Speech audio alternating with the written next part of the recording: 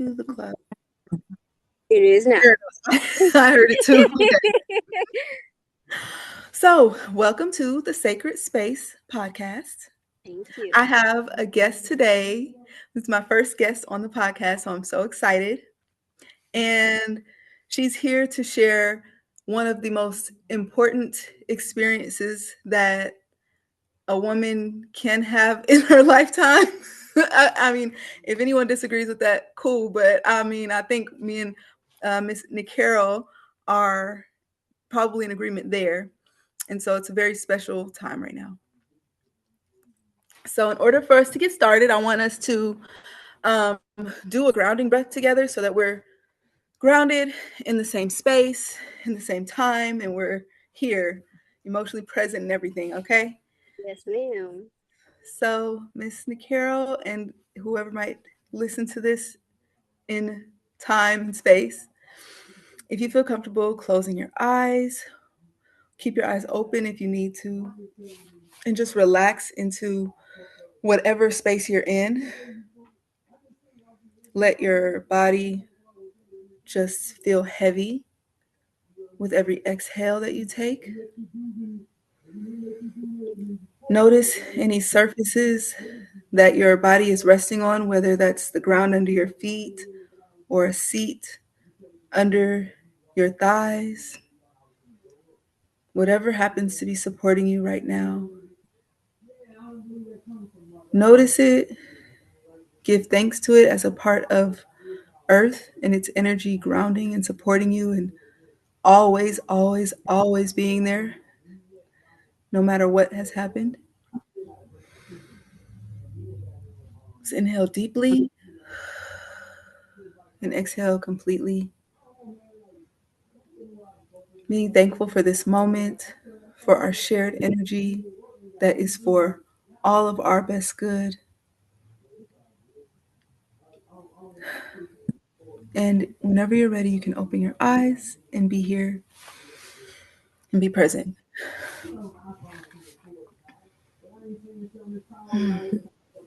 Thank Hi. you for that. Yes, of course. Thank you for being here. So, before we get started, I want you to introduce yourself. So I am Nikiro Giles. I also go by Navaje Mandala. I am a mom of two beautiful blossoms, and I am a free spirit. I move freely. I follow my heart. I follow me. I allow life to just be, and whatever happens, happens. I allow the divine and all opportunities that are for me to come to me, and I'm just open I to love life. it. I So, love that. I love that. You used to ask me, "What do you do for a living?" I would say, "I live for a living."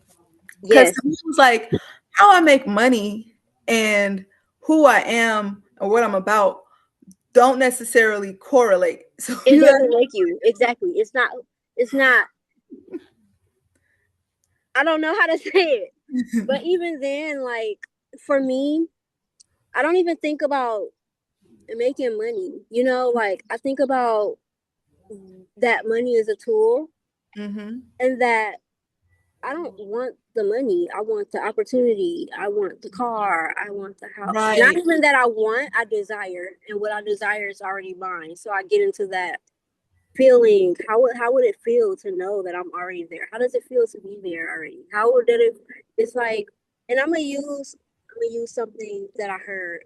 If someone gave you a check for $1 million, and whatever your situation is, you just know, like, once you put that check in the bank, and you know this is gonna take some time because it's a bank, it's got a process, it's a large amount of money, but you know that that money is there. You know that everything is gonna change It's once going to that clear. The check is going to clear. Uh-huh. exactly. You know that it's there. You know that whatever you desire with that $1 million or whatever else comes your way, that is there, like, that it's already yours. So I live in that energy of whatever I desire. For me, it's already there, and if the money comes, that's cool, but I'm not even focused on the money. I'm focused on the energetic transactions that I receive with other people in the energy exchange. Like I don't really care for money. Once I get the money, it's gone. That it's gone. That's You true. know, like Mm-hmm. I don't want the money. Give me the opportunity. Give me the house that I don't have to pay for. Give me the car that's limitless that I don't have to worry about gas with. And it don't even have to be a Tesla or an electric car. It's just the freedom, you know. Like give me that freedom. Give me the opportunity to be free. Give me that beach house without having to think about rent or mortgage or anything. Give Right. me that. Give me that plane ticket. I don't even want the money to buy it. Just give me the plane ticket so I can Mm-hmm. go. Like it's not about the money for me. I could care less about the money. Give me the opportunity, any energy exchange, trade. You know, if you have something to offer, I got something to offer. You want it? Let's trade on it. I don't care about the money. Mm-hmm. I love it. I love it. So our topic today, Yes. we are going to talk about your birth story. Now, before we continue, do you prefer to be called Nikero or Nahave Madala? Rather Nahave. Because Nahave? Oh, I rather Nahave. okay. So I'm gonna Thank honor you that. so Call you Nahave. Of course, of course. I was like, let me write that down because I think. Okay. So the reason why I want to document birth stories and I put that ask out into the universe to see who would allow me to hear and hold space for and document their stories because you know these are important stories. These are a part of our history. These are a part of what's happening today. These stories can help us design the future that we want to see, much. even if not for that, just for the sake of us being the authors of our own story. um, Definitely. I was thinking about the word authority and Mm-hmm. who is the authority on anything, and how I see us as Black women bringing our authority back within ourselves. And then when you break down the word authority, it's author, right? And author Mm-hmm. is the one who writes. So I'm just thinking like, okay, well, if we want to have authority over our own destiny, then we have to be the ones to write our own story and document our own history and tell it from our perspective. Mm-hmm. So that's why we're here. Um, Again, I'm gonna thank you again and again for choosing to share here. Thank you for giving me the opportunity to share my story with you. Hmm. Thank you for existing for me to be able to share this story or my stories because I have two blossoms. So Hmm. I don't mind sharing both of them if you're open to that.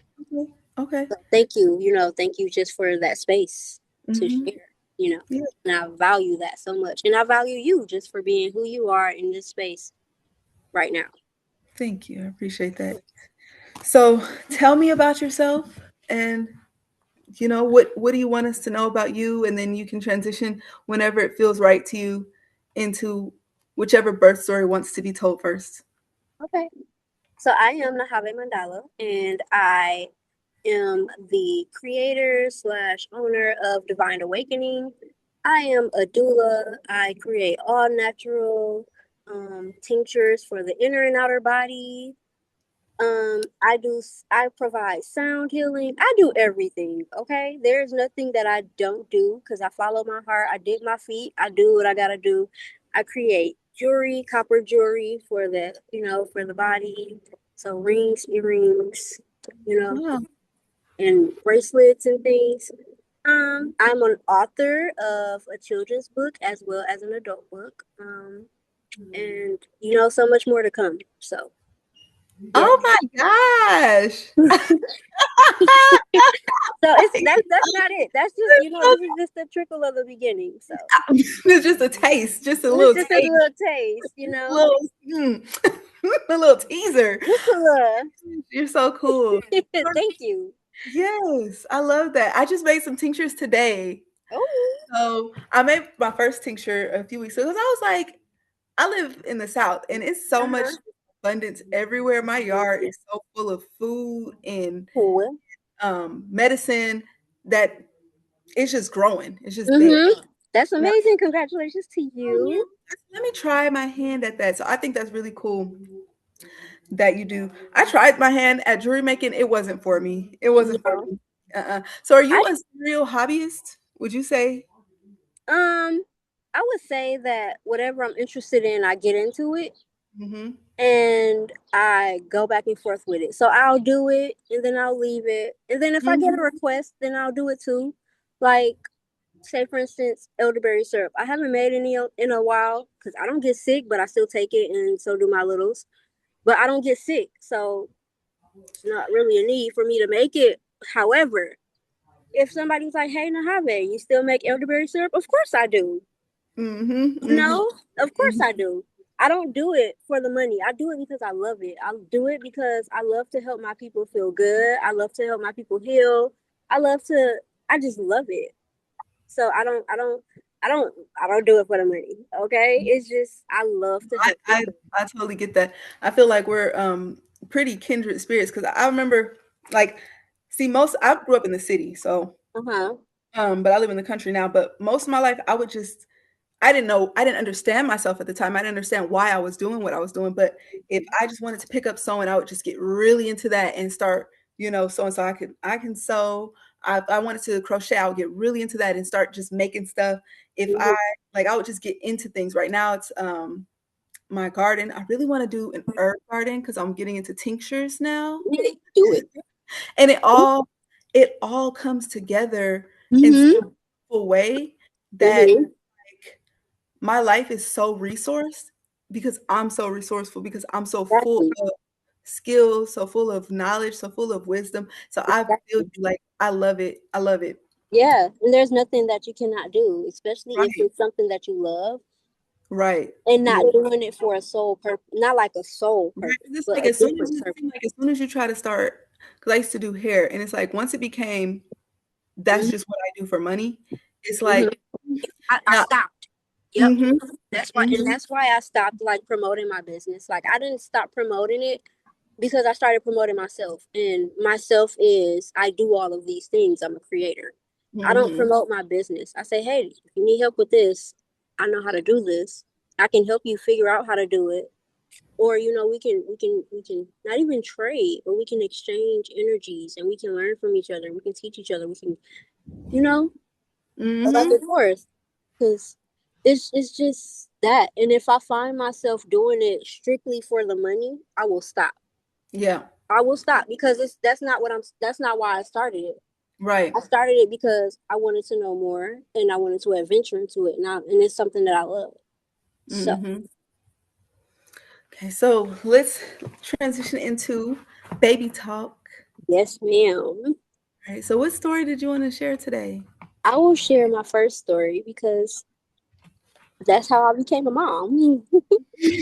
So, gotta start with the Mhm. beginnings. So, 2013, found out I was pregnant.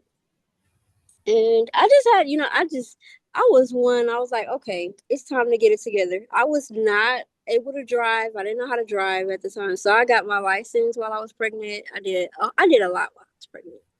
Um, that pregnancy taught me a lot. It taught me boundaries. It taught me not everything that I need to know, but it definitely taught me the things that I didn't know I needed to know, if that makes sense. Mhm. Um, it taught me boundaries. It taught me family. It taught me who was there and who wasn't there. From birthday parties, inviting people and people not showing up, however, me showing up for others. And it taught me that, you just got to show up for yourself and be there for yourself and just make sure that everything is great. Um, I can say that I learned a lot, especially with um, trusting myself and learning to trust myself and move how I move. Um, I was abused while I was pregnant by her father and all of that. So it was a lot. I learned a lot and I got a lot from it. And that's my little best friend. So she's 12 now. So we talk. She's learning. She's everything. I couldn't Mhm. even ask for more. I couldn't ask for anything else. Yeah. Um, that's just like to broaden it up, Mhm. because it's just that. my first birth story taught me that I am capable of being a mom, and that Mhm. I can that my body will do. It was a C-section, and people often say that, what, I'm not gonna say C-section. It was a cesarean birth. Um, Mhm. so a lot of people don't connect. A lot of people don't feel like real parents when they have a cesarean birth. But if you look at it, it's so many layers you got to go through in your body, and it's so many things that you have to heal from. Not only that the baby has changed the inside of your body, and you are a whole new person with an extra connect to the inside of your body, because part of the baby never leaves. Some of the Mhm. baby still stays in your body because that is a part of your DNA. And now that they have come through you, a part of them is also a part of you. Mhm. So with that, it's just wonderful. So yes, so her my birth story from her, what I learned is that I am capable of being a mom. Not saying that I don't need anyone, but I also know that I have everything that I need in order to be her mom, because she chose me to help her guide me through this life and to help me guide her through this life. Yeah. And so I'm just Beautiful grateful that partnership. she chose me. Yes. Yeah. I'm grateful that we chose each other because And it how was was. yeah. And so how was your birth experience with her? Is that something that you want to share today? Yes, of course, of course. So it was a planned cesarean birth. She was too small and they were worried. I'm not even 5 feet, okay? I'm 4'10" and a half. Mhm. So I'm a tiny person. So I'm guessing I don't know what they expected from a tiny person. I don't know if they were expecting me to have a big belly and wobble and be on bed rest or whatever. But I was tiny. Mhm. They were worried. And back then I was worried too, because it's my first, Yeah. and I didn't know nothing about nothing. I was Right. just going through it, with the doctors, and you know Yeah. and so yeah, it was planned. I went to the hospital with my mom and my grandma and a cousin that I used to be close to, and we were all chilling. And then I went in for my C-section. Like, it was a real chill experience. It wasn't bad at all.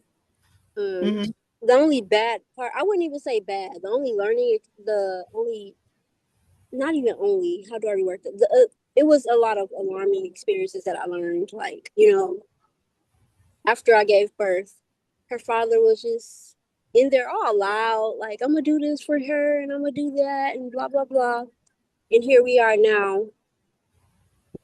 Where you at? Mhm.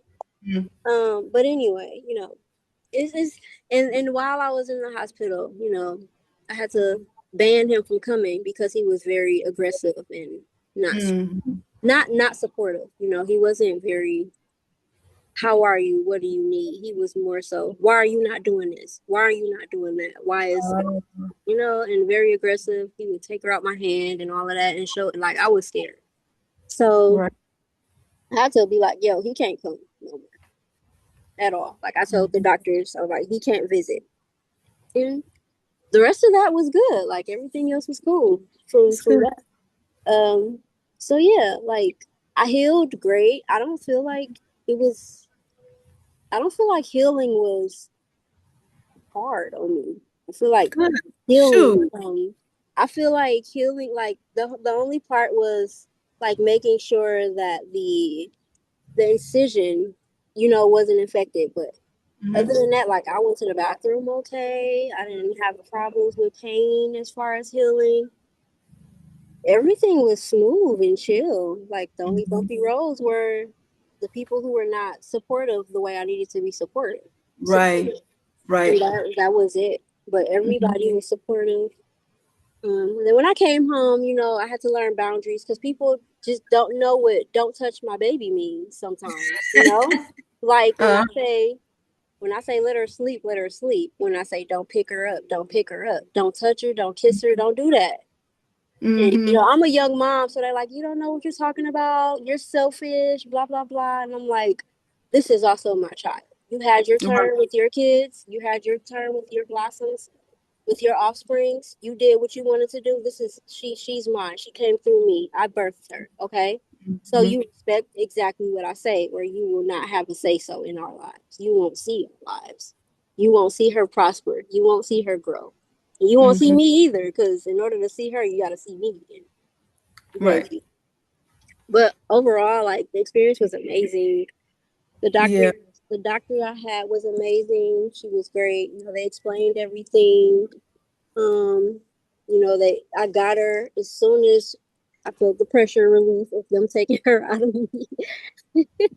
Like I Oh, wow. remember it all. I remember it so vividly, like it happened Wow. yesterday. And So you say it, you felt like a relief of the pressure from her being inside of you? I felt her body come out my body. Like I felt them Oh. pull her out. And it was so amazing and relieving at the same time. I was like, whoa. Whoa. That you was a know, trip. yeah. Yeah. I ain't felt any pain or anything. Everything was great. I have no complaints about my experience. I love that. I love to hear that you had a positive birth experience, especially even though it wasn't necessarily what we consider like the ideal birth Mhm. experience. You know Yeah. what I mean? The fact that you were okay through it, you felt like you knew what was going on, and you know what I mean, and you were Exactly. consenting to how things went. Yeah. Um, so it sounds to me like more so what you want to talk about with this birth story, which I so much appreciate, is the transition from being not a mom to being a mom and who you hmm became in that transition. So from not being, I don't, it was. I feel like it was natural for me because I've always been the mature one in my family. I watched the kids, so I always. It wasn't hard. Hmm. It was quite easy. Hmm. Yeah, I feel you because like I had my son. So my first child was born in 2012, or Ooh, yeah, and so he's 14 now. He just turned 14. congratulations. Thank you. Of course. I was 20 when I had him, so I was pretty young, and then I was also like 20, sheltered. Like I was like, Got like, you. very young, very young. Um, but it was so second nature to become. Uh-huh. Like, I didn't feel like I sacrificed anything. I didn't feel like I lost anything by having him. If anything, I gained something. Like it was like he Got woke you. me up. I'd say I didn't know I was a person before I had him. And Mm. in the sense that like there was no sense of self-preservation in me. Like I was just doing stuff. I was just like living my life. And then I had him and I was like, oh, wait, there are real stakes to this life thing. I have to protect this person's right to think, feel, see, say no, hmm what have you. I have to um protect his discernment because he came in with so much discernment, Ooh, and that's amazing. allow him to have that. And I had to learn how to set boundaries, not for myself, but for him. And hmm later I learned it for myself, but he definitely was my like awakening to life. hmm Hmm. I learned that with my son. I learned the Hmm. discernment heavy with my son. Like I learned basic mommy skills with my daughter. Not Hmm. even basic mommy skills, because I learned that with my little cousins. Right. But it's like, I learned no means no. Hmm. I learned the base of no means no with my daughter. And with my son, I buckled down. Hmm. So, man, it was just, I don't know, it was just like a switch just came on as soon as she came home. Yeah. Like, Can you hey. describe that feeling that you're talking about, that like moment? So I I guess when I held her and I was by myself in the hospital, I think that was the moment. I was like, Hmm. oh shoot, I'm a mom. I have someone to take care of. I mean, I had that moment when I found out I was pregnant, but when she came into the world physically on Earth. not Mhm. from the physical. I mean, not from the spiritual world, but to the the world. I Right. was like, oh shoot, oh mom, and I was also like, you are protected. There is nothing I would not do to make sure that Mhm. you are loved and cared for. Because as a child, I didn't feel any of that. I didn't feel love. I felt like an outsider. I felt like Mhm. the black sheep.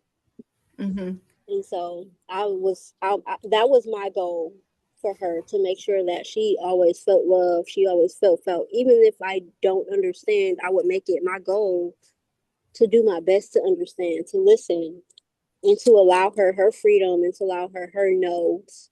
Just like you said, her boundary, his boundaries, her boundaries as well. You don't have to allow people to touch you. You don't have to Right. allow people to touch your hair. You don't. I did tell her she have to speak to people because of respect, but that's kind of out the window too. Like if you don't feel like talking, you can wave, you can nod. You Mhm. don't have to. You don't have to speak with your voice. You can use body, sign language, Mhm. body language to say hi. You know, Yep. But even then, if you're not in the mood to even do that, just keep about your day, and whenever you're ready, you do it because it's your body. I can't. I don't want you to have. I don't want you to feel uncomfortable being with me. I want you to feel like mom is gonna support me no matter the decision. Even if I disagree with it, I'm gonna walk her down. We're gonna talk privately, and we're gonna figure this out, Mhm. and we're gonna get it. We're gonna get the job done. And that's how I parent. That's how Mhm. I parent both of my blossoms, my little peoples. That's beautiful. Your son. My son. Mhm. So my son's story, that one was totally different. That was the most traumatic, the most the most I've learned. Yeah. So with him, I found out I was pregnant, but also was when I found out I was pregnant, I was also dealing with um traumatic incidents that happened. And so my son's father, my mom, and my brother's baby mom at the time, or his partner at the time, well, she's still his baby mom, but his partner at the time, they had Mhm. got into a really bad accident, which led him to be in prison for a little bit, and then they were in the hospital because it was a really really bad accident. The car had flipped and bent into a pole, and they had to use the scissors to get them out the seatbelts and everything. And so they had to relearn how to walk and do all of like relearn life again. And like they were in ICU, Yeah. like they were near death, and they made it out. And Mhm. so I was pregnant, and I was going through that. On top of that, his it took a year to go to trial. So um during that year, um yeah, the year he actually went to prison or to jail was my whole pregnancy. So 2020. And so that it was a lot because when I was pregnant and wondering how I was going to live, how I was going to get everything together, especially by myself, how I was going to take care of my daughter. And so, we went to Texas. We moved from Wisconsin to Texas, where his mom lived, and that by itself was, I'm grateful that I had a place to stay. Mhm. However, the energy and the support was not there. Mhm. Like things just didn't it just didn't work out. Felt like I was walking on eggshells and just disrespected. And that was before, I was like, you guys don't have to say hi, because I was like, respect kids, when you say hi, adults when adults say hi, kids say it back. And that was back then before I had my son and before I really cut down on my boundaries on the you don't have to speak if you don't want to. But back Mhm. then I was helping his mom just as much as she was helping me. Her kids were in school, so I was making sure that they would get to school right in there and back every day. and also trying to look for a job while I was out there and get some type of stay, get help. Mhm. Like she was supportive in a way, you know, Mhm. and I'm grateful for her support. But I would never, never again. I would not. So like ever again. Mhm. So like it was like little things like cloth diapering because I cloth diaper with my son. And she was Mhm. like, "Well, I'm not gonna change his diaper and blah blah blah and all of that." And I was like, "Okay, that's fine. If you don't want to do it, then somebody else will, or I'll do it. Like he's my Right. child. I'm not asking you to do all of this. I'm just asking you to be there and support my journey, my dream. Of having our child, because technically he's all of our child. It takes a village." And then she was just, she was just putting her own experiences on mine because she went through the same thing. She had children and her husband was in jail, and she was like, well, I did it, and it's not that bad, and things that you don't say to people who's going Right. through the situation. And then Right. it was just real uncomfortable because it was just so much that happened. It was Mhm. just so much that happened with his family and my family Mhm. altogether. As far as support, I didn't feel like I was supported correctly, and I wasn't supported correctly. I was supported how people thought I should be supported, like, and it didn't just end at him coming home. It led on. Like, my son is 5, he'll be 6. These last 6 years have been hefty. So I'm just grateful for the experiences that I learned. I'm grateful that they were not supportive in the way that they were not supportive. I'm grateful that they were there the way they were there, like, I don't even know how. I guess I'll move back. So then, yeah, I had a friend who came to Texas with me, and she rode the plane. Mind you, that was my first time riding an airplane. Wow. So, like, I had a lot of firsts during this pregnancy, this experience, everything. So, um, man, where am I? I'm still in Texas. Okay. So I came to Texas, and Yeah. I relied on my friend, and we got there, and she came with me, and then she left, and you know she when she left, it was just eggshells. I was walking on eggshells the whole time. I was helping, but I was also walking on eggshells because it was just such a big deal Mhm. of me getting a job and me being able to do things, and like it's just, yeah, I was Right. trying, I was trying. Yep. Yep. So So, oh, go ahead. go Go ahead. ahead, go ahead, go ahead. No, keep telling your story. I don't Um, want to interrupt your I flow. think, I guess I was about to transition into Milwaukee, but you could go ahead because that's a different story too. And so what was that though? Huh? You were gonna transition into what? Wisconsin, because I moved back from Texas. Okay, It's okay. a No, I was lot of gonna ask moving. you because I noticed like it was your first birth, and then the new baby. Well, he's not a new baby anymore, but your son. Uh huh. There's like a thread of not having the support that you Yep. needed. Like the Mhm. actual having the baby wasn't the hard part. It was the social structure outside. Like once you get back home, Mhm. that was the part. That was the Do hard you? part. Yeah. Yeah, yeah. Okay. Do you feel like I don't know because that's I think that that's a lot of people's experience where women we have our babies and the thing that either makes or break the situation either makes it where you can just really fully enjoy being a mother and Mhm. enjoy the transition into motherhood or the transition into having more children um, is whether or not you have the social support at Mhm. home. Mhm. Uh, and so yeah, I'm just kind of noting that because I've noticed that pattern come Of up a lot. course, Like the baby's not the issue. it's It's, not the baby. it's these other like It's the people outside the baby. part, It's right? the people that's It's supposed to be supporting you and catering to the you social and making sure structure. that you get rest and making sure that you're Mhm. not getting up out your seat for nothing. Mhm. Okay? Mhm. Like, Mhm. it's, Yes, like actually, I've been it's been a lot of people online and I love it. I've been seeing this like kind of viral post that everyone's been posting where it's like when you ask the mom to help her, don't grab the baby, like wash some dishes or do a load of laundry or Yeah, actually do something to help the mom. She don't exactly. help her baby. She Like got the baby baby. sleep. Baby Like the don't need help right now. Baby's sleeping 80% of the time.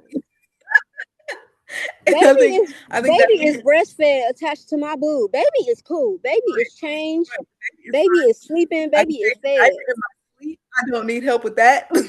You can, Right. but what Like you can do is get these dishes that are piling up right here because I can't get to the kitchen. that part. That part. Exactly. Mhm. Exactly. Mhm. Exactly. And then, you know, anytime, because like, okay, so I'll share a bit of my story. Okay. In that regard. My first baby, um, I also lived with the his father and their family, Uh-huh. and I had to really learn, like you said, that boundaries. I had to really learn that on his behalf at that time because people just bust in my room or they just think they could just smoking and then take my baby and it's like no no no you know or if he doesn't want to be touched because babies show signs that they don't want to be touched Yeah, and they do. wanting to go against that or wanting to blame him for that or what have you the support wasn't there but also I have to recognize that like I also didn't have the I had support at home with my mom Mm-hmm. but it's a little bit we don't have that or we didn't have the type of bond that would have made me feel safe, warm, and But protected at home with mm-hmm. her. So Yeah. I think that me not wanting to be at my mom's house because of our difficult dynamic um, made it easier for me to be and stay in an environment where I wasn't being treated well. Right. Um, and then so yeah, I'm curious about, if there's something like that there for you because I think that I've seen it enough with the women who I've journeyed through motherhood with and that those of us who kind of have a rough experience at home or at our root, where we started and don't really want to go back there or can't go back there or what Mm-hmm. have you for whatever reason wind up in situations where you're not being treated properly by that next family that kind of you adopt yourself into. So with my daughter, baby, I was okay. So like the You were what? first I'm couple, sorry, it I broke was up. house to house with my daughter. Okay. I was house to house. Mhm. So with my daughter, I was home health care with my granny. So like I paid my part, but I was also up Mhm. doing dishes. I was up doing like I was up around the house. Mhm. The next like when I got home, I was up around the house. Nothing was being done for me. But I lived with my granny, and me and my granny was real cool. Like I think I think as close as we could ever be is what me and my granny were. We were cool. We worked together. We got stuff done, but it was still a lot of trauma. And then when I Mhm. left my granny house, I went to where did I go? I think I went to my other granny house on my dad's side, and I don't really remember that experience because I think my granny on my dad's side has always been loving. She is such a beautiful spirit, such a beautiful soul, and she was so supportive. She was there. However, her husband, I don't claim that man, honey. No, Mhm. and that's my blood granddad. I just don't claim him. Okay, Mhm. but that man is a different story. We'll get into him on my after my son because that's when things really started kicking in. But as far as my daughter, I went from one grandmother to another grandmother. And then I think I went to, I don't know, I went to so many different, I was in so many different housing situations when it came to my daughter. Um, I didn't have my own first house until she turned like one or two. But Mhm. I was living with my granny on my mom's side, and then I went to my granny on my dad's side. And then I was living with my mom at some point, but that never works out. Me and my mom, we bump heads like it's crazy. Like Mhm. it's just not it. Like I love her so much. and I understand why she is the way she is, but not excusing her behavior. Not excusing, I get it. not excusing it. Like I I get it. understand, I fully understand. I understand why she is the way she is. However, your behavior is not excused because I'm your daughter. Hmm. You know, and Right. so Right. and my dad died before both of my kids were born. My dad, I had my daughter a year after I graduated high school. Um, Okay. 2 years after I graduated high school. I graduated in 2011, and my dad died 2011, and I had that 2012, and then I had my daughter in 2013. So yeah, Hmm. um, so yeah, I was still a baby, Yep. but yeah, I was moving around with my daughter, and by the time she turned 2, I had my own house, and then was it 1 or 2? It was 1 or 2, but I know Hmm. that I was house jumping, and then I got into it with. It wasn't even me getting into it because I was at work. When I had my own house, I was also helping family. It was me, my brother, and my closest cousin. I don't talk to her anymore, but yeah. And then something happened at the house. Like she was selling drugs while I was. Me and my brother were working. Okay, we were Hmm. barely at the house, but she was at the house, and she was selling drugs and all of that and moving people in, and people were staying the night, and she was ditching the landlord with the land, and so we finally caught up with her, and it became a big fight, and we had to get out of there, and so I moved in with my mom for a little bit, and then it just the support was not. Right. No, I feel you. I totally feel you on that. So, since having your son, so you had your Uh, daughter, you had the experiences with her, you had your son. Now you guys are half a decade in with the son, and then over a decade in with your daughter. How do you uh-huh. feel like you're transformed as a result of becoming a mother? In that decade, or within In the that time time, that you since the from then to whole now, from just then yeah, to like now. in a nutshell, like what would be the way you would describe the transformation that you've had? I am I am exactly who I am. That's all I can say. I am exactly who I think I am. I am exactly who I want to be. I am where I'm supposed to be. I am who I am. I grew so much. I learned so much, not just about me, but about them and about others. Because when you know yourself, you know others. You know, Mhm. Mhm. and so just I've learned, and I had to learn myself a lot. I had to learn so much, and I did, and I'm so grateful. I'm grateful for all these experiences. I'm grateful for all my trauma. I'm grateful Yeah. for everybody who helped me get traumatized so that I can learn myself and get untraumatized. Like I'm just so grateful for life's experience. I'm grateful for the people who did me bogus. I'm happy they did me bogus. I Mhm. am. Like, thank you for telling me who you are. Thank you for showing me who you are. Thank you for giving me that experience because without you, I would not have had that experience the way I had it. Mhm. And so, Mhm. you know, I'm I don't really have a word for it. I'm just who No, I I think that am. you described it exactly the way that you meant to describe it. Hmm. Yeah, I don't have a set word. I just am who I am. I grew. I'm growth. I'm love. I am love.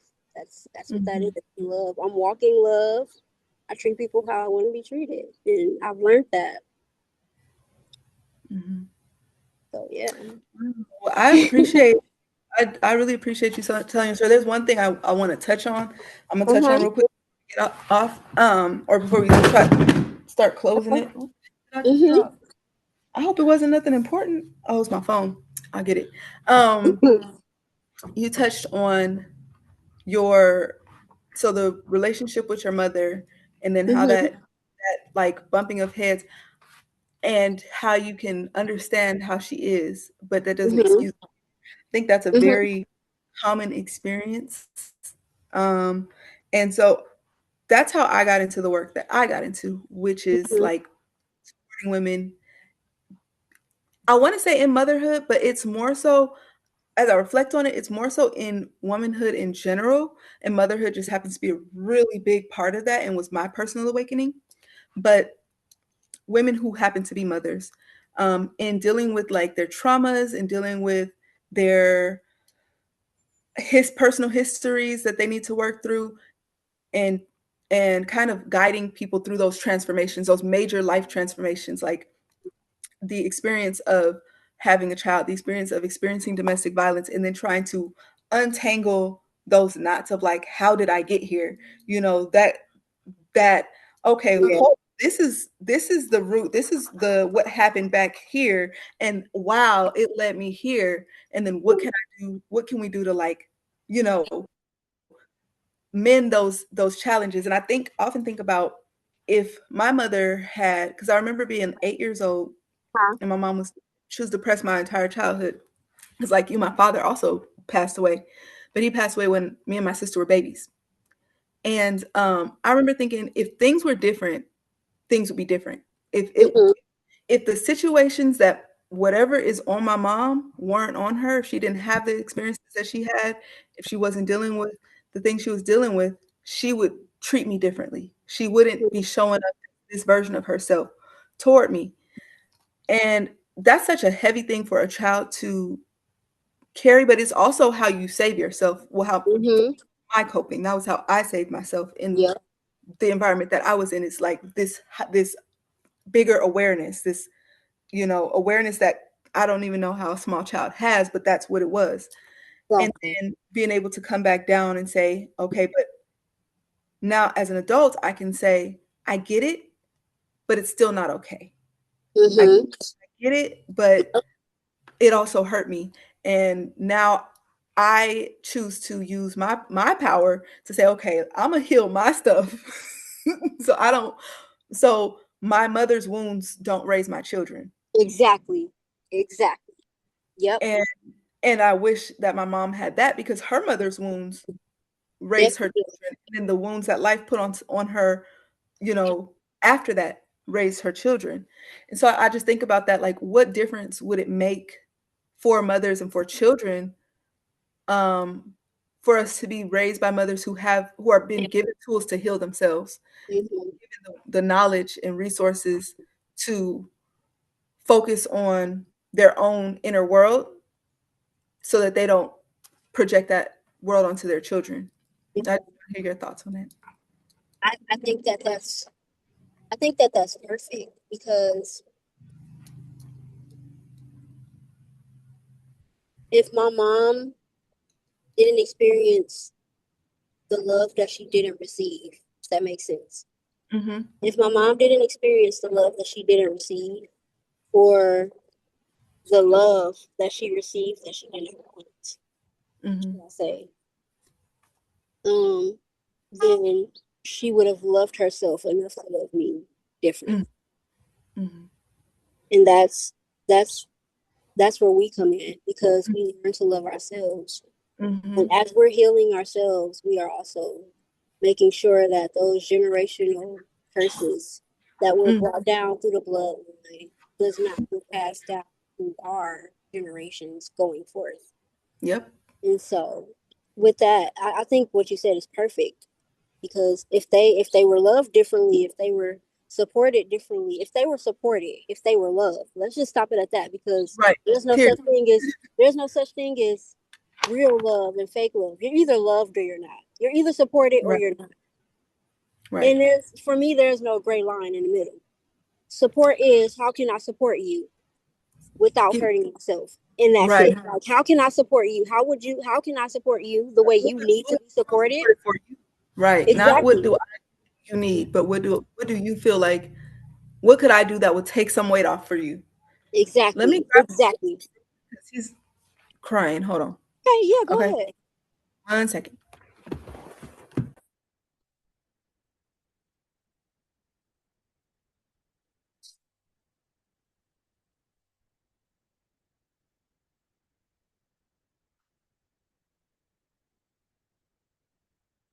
It's so beautiful.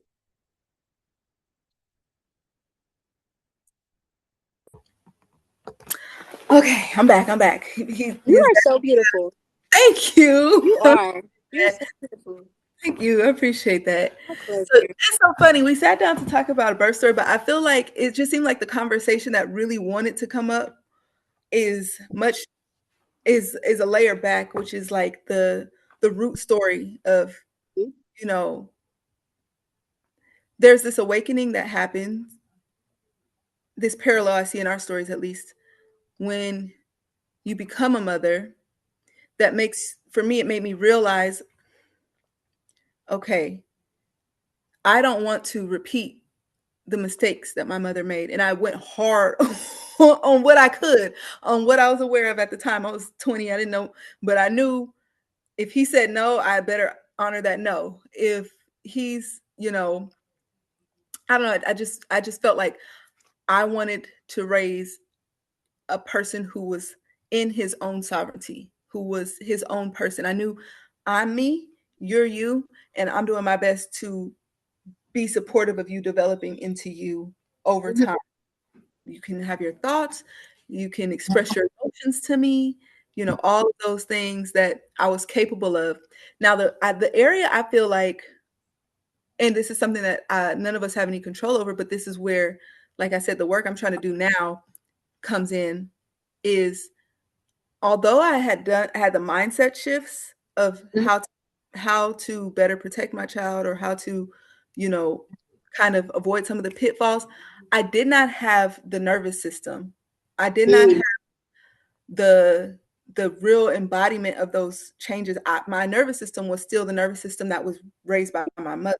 So we dealt with chronic instability, you know, not having a stable place to live, or not having stable support systems around us, and just so many other things that come from not having that, you know, having certain mothering that needed to happen, and certain um, grounding that needed to happen. And so now with this new, I have a 5-month old now. I'm post doing a lot of that nervous system work, post doing a lot of that grounding work, and it's a much different reality that's set to lay out, even for this child, even though mhm. same mother 13, 14 years apart. And so I just wonder, or I'm just kind of reflecting on that reality, that like those of us who do come from those backgrounds that we want to heal from, we have multiple layers of healing that have to happen. And Mhm. just being in a world right now where those resources and information is available to us, that's freaking Yes, awesome. ma'am. Yes, ma'am. And you know what? The thing that went through my mind was when I had my daughter, when I found out I was pregnant, when I knew that I was having, when I knew that I was bringing someone else, another spirit, another body into the world, my Hmm. thing was, this one will not feel how I felt when I was young. Hmm. This one will not feel unloved and unvalued. This one will not feel left out. This Hmm. one will feel very much so loved. This one will be spoken up for, and she will learn how to speak up for herself, as any other bodies that come out of me. Right. They will know love because Mm. I myself am love. And if I cannot love myself, then I cannot love them correctly. Right. So healing myself was a must, so that they can know it's okay to have boundaries, and it's okay for people to feel how they feel, because Hmm. that's how they feel, and that has nothing to do with you. That's not your business. Right. Right. That's a big one. That's whew. That is not your business. What somebody thinks about you, how somebody feels about you is not your business. As long as you know how to react to it, Hmm. as long as you know how to separate yourself from toxicity, that Mm. word. As long as you know how to keep yourself steady, Yeah. that's all that matters. As long as you know how to bring peace, as long as you know how to be peaceful within yourself, because Right. at the end of the day, I'm not always going to be here. Yep. You're going to be the one who's always going to be with you. This is your body. You are here. You are always with yourself. Even if we're sitting in the same room, you still have your thoughts.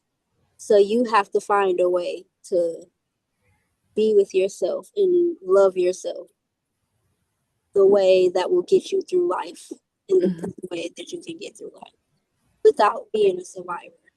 Mhm. It's learning to flow, learning to let life bring you abundance.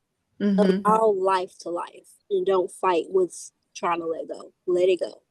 Right. Right. Right. Mm-hmm. Of I appreciate you. course, I value you as well, love. Is there anything more that you want to share before we round out, or is there anything, I don't want to leave you in a if anything's activated. What I do want to share is just trust yourself because you have everything you need and everything you desire is capable. Everything you desire is already there because if you can think of it simply, source gave you that thought. That thought is Mhm. for you. So if you have goals and you have dreams, those dreams already exist because you can think of it. Just because it's not physical does not mean that it does not exist. So That's a prayer right there. Thank you. my, my pleasure. I appreciate you. We'll stay in touch, Yes, and ma'am, we will. I'll let you know when this uploads and what have you. Okay? Thank you. Bye.